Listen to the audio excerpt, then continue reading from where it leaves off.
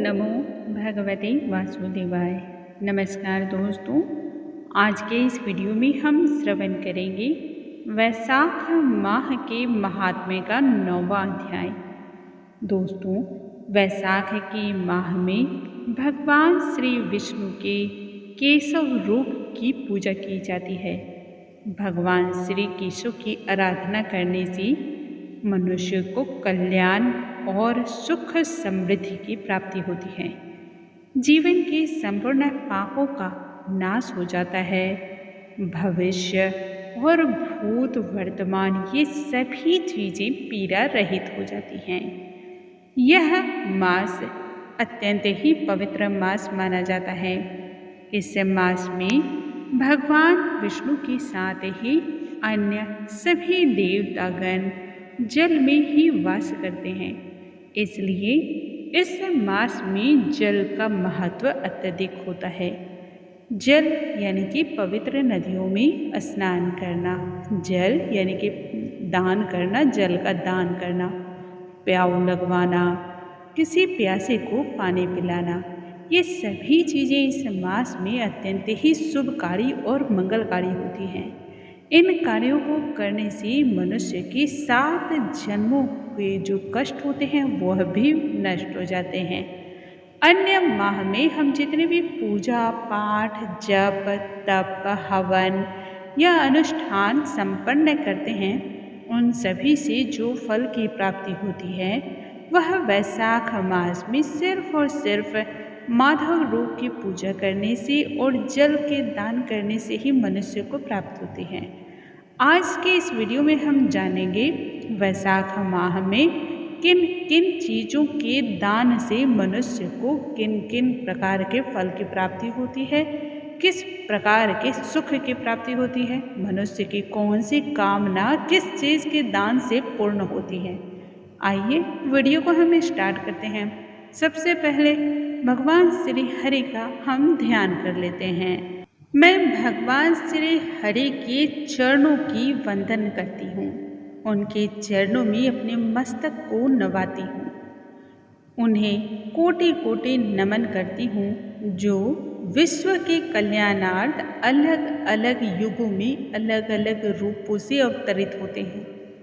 मैं भगवान श्री हरि के उन स्वरूपों का ध्यान करती हूँ जो अपने भक्त गणों की समस्त पीड़ाओं को हरण करने के लिए मंद मुस्कान के साथ सदैव अपने भक्तगण के साथ खड़े रहते हैं।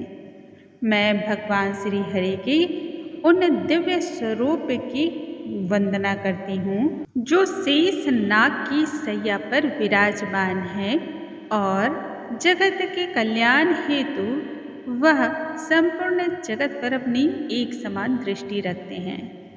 दोस्तों, वैशाख माह के महात्म्य का जो वर्णन नारद जी कहते हैं उन्हें हम सुनते हैं।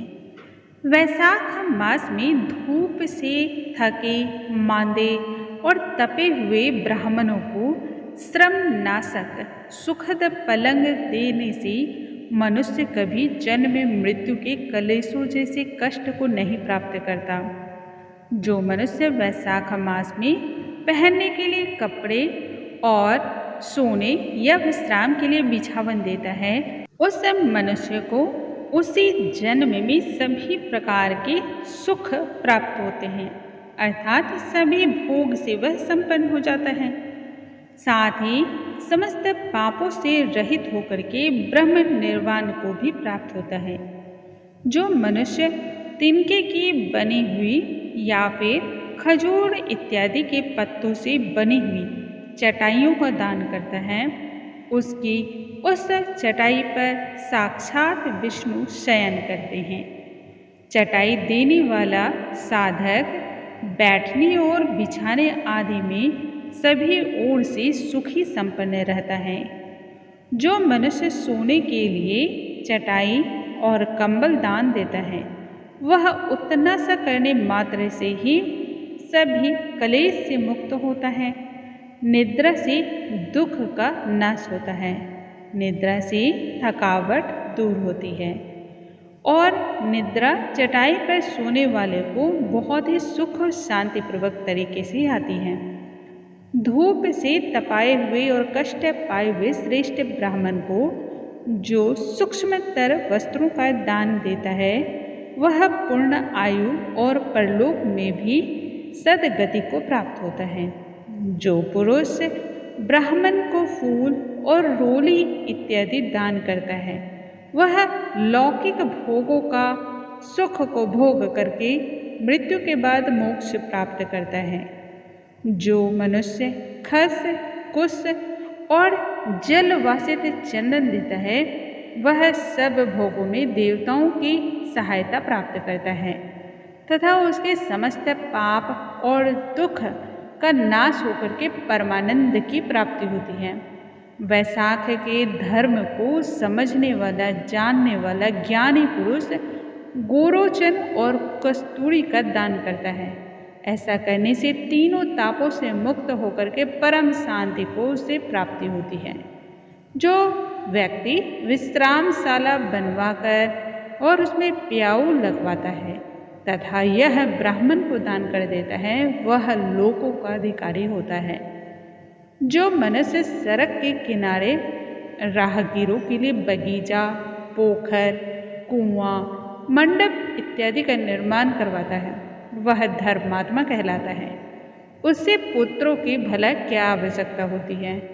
उत्तम शास्त्र का श्रवण करना, तीर्थ यात्रा करना, सत्संग, जल दान करना, अन्नदान, पीपल का वृक्ष लगाना तथा पुत्र, इन सातों को विद्वान पुरुष अपनी संतान ही मानते हैं। जो वैशाख मास में ताप नाशक तक्र का दान करता है वह इस भूमि पर विद्वान और धनवान भी होता है।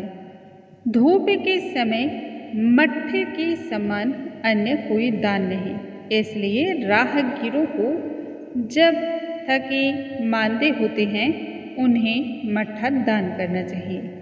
जो वैशाख मास में धूप की शांति के लिए दही और खाड़ का दान कर देता है वह विष्णु प्रिय होता है। विष्णु प्रिय के साथ ही वैशाख मास में जो अच्छे साफ स्वच्छ चावलों का दान करता है उस साधक को या व्यक्ति को भी पूर्ण आयु का प्राप्त होता है और संपूर्ण यज्ञों से मिलने वाले फल की भी प्राप्ति होती है। जो पुरुष ब्राह्मण के लिए गौ घृत अर्पण करता है उस पुरुष को अश्वमेघ यज्ञ का फल प्राप्त होता है तथा उसे विष्णु लोक में भी स्थान मिलता है। जो दिन के ताप की शांति के लिए सायंकाल में ब्राह्मण को उख दान करता है उसको अक्षय पुण्य की प्राप्ति होती है। उन मनुष्यों को जो वैशाख मास में संध्याकालीन ब्राह्मण के लिए फल और शरबत दान देता है उससे उसके पितरों को निश्चय ही अमृत पान का अवसर मिलता है। जो वैशाख के महीने में पके हुए आम के फल के साथ ही शरबत देता है उसके संपूर्ण पाप नष्ट हो जाते हैं। वैशाख मास की अमावस्या को पितरों के उद्देश्य से कस्तूरी, कपूर, बेला और खस की सुगंध से वासित शरबत से भरा हुआ घड़ा दान करने से 96 घड़ा दान करने के बराबर पुण्य की प्राप्ति होती है। वैशाख माह में तेल लगाना, दिन में शयन करना, कांस्य के पत्र में भोजन करना, खाट पर शयन करना, घर में स्नान करना, निषिद्ध पदार्थों को खाना, दोबारा भोजन करना तथा रात्रि में भी भोजन करना, इन सभी 8 बातों का अनुसरण नहीं करना चाहिए अर्थात त्याग देना चाहिए। जो व्यक्ति वैशाख में व्रत का पालन करने वाला पुरुष पद्म पत्ते में भोजन करता है उसे सभी पापों से मुक्ति मिलती है और विष्णु धाम की प्राप्ति होती है। वैशाख भक्त पुरुष वैशाख मास में नदी में स्नान करता है तो वह 3 जन्मों के पाप से मुक्त हो जाता है। जो मनुष्य प्रातःकाल सूर्योदय के समय किसी भी समुद्र गामिनी नदी में वैशाख का स्नान करता है वह तुरंत ही 7 जन्मों के पापों से मुक्त होता है। जो मनुष्य 7 गंगाओं में से किसी में भी प्रातःकाल स्नान करता है वह करोड़ों जन्मों में उपार्जित किए हुए पाप से भी मुक्त होता है। गंगा, गोदावरी, सरस्वती, कावेरी, नर्मदा और वेणी ये 7 गंगाएं कही गई हैं। वैशाख मास आने पर जो प्रातःकाल बावड़ियों में जाकर के स्नान करता है उसके बड़े से बड़े भी पापों का नाश होता है। कंद, मूल, फल, शाक, नमक, गुड़, बैर, पत्र, चक्र और तक्र जो भी वैशाख माह में दिया जाए दान के स्वरूप में वह सभी अक्षय पुण्य को देता है। ब्रह्मादि देवता भी बिना दिए हुए किसी भी वस्तु को नहीं प्राप्त कर पाते। जो दान से हीन है वह सदैव निर्धन होता है। अतः सुख की इच्छा रखने वाले पुरुष को वैशाख मास में अवश्य ही दान करना चाहिए। सूर्य देव की मेष राशि में स्थित होने पर भगवान विष्णु के उद्देश्य से अवश्य प्रातः काल स्नान आदि करके भगवान विष्णु की आराधना करनी चाहिए।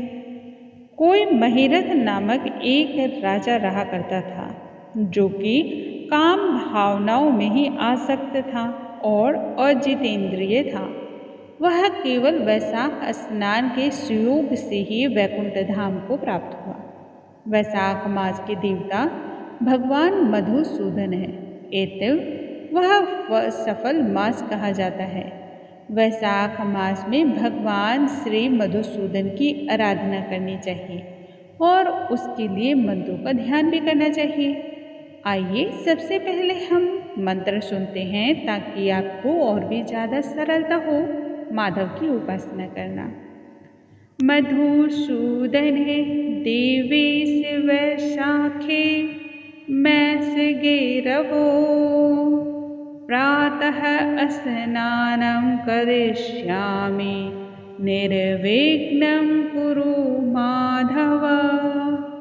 अर्थात हे मधुसूदन, हे देवेश्वर, हे माधव, मैं मेष राशि में सूर्य के स्थित होने पर वैशाख माह में प्रातःकाल स्नान करूँगी। आप इसे निर्विघ्न पूर्ण कीजिए। इसके बाद जो मैं मंत्र बतला रही हूँ इन मंत्रों के द्वारा भगवान मधुसूदन को अर्घ्य प्रदान करना चाहिए। वैशाखे मेषगे भानो प्रातः स्नान परायणः अर्घ्यतेऽहं प्रदास्यामि गृहान् मधुसूदन। अर्थात सूर्य के मेष राशि पर स्थित रहते हुए वैशाख मास में प्रातः काल स्नान के नियम में संलग्न होकर के मैं आपको अर्घ्य प्रदान करती हूँ।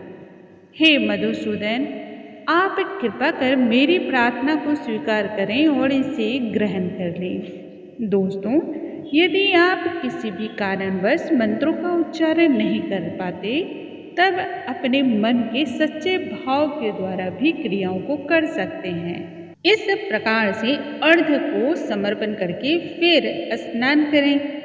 उसके बाद वस्त्रों को पहन करके संध्या तर्पण आदि जैसे सभी कर्मों को पूर्ण करना चाहिए। फिर वैशाख मास में विकसित होने वाले खिलने वाले पुष्पों से भगवान श्री विष्णु की पूजा आराधना करें। वैशाख मास के महात्म्य को सूचित करने वाले भगवान विष्णु की कथा का श्रवण करें। मात्र इतना सा करने से ही कोटि कोटि के जन्मों से जो पाप आपको प्राप्त हुए हैं उनसे मुक्ति होती है और मोक्ष को प्राप्ति होती है। यह शरीर अपने अधीन है, जल भी अपने ही अधीन है, साथ ही अपनी जिह्वा भी आपके ही वश में है। अतः इस स्वाधीन शरीर से स्वाधीन जल में स्नान करके स्वाधीन जिह्वा के द्वारा हरे इन 2 अक्षरों का उच्चारण करें। जो वैशाख मास में तुलसी दल से भगवान श्री विष्णु की पूजा आराधना करता है वह विष्णु सायुज्य को मुक्ति हो जाता है।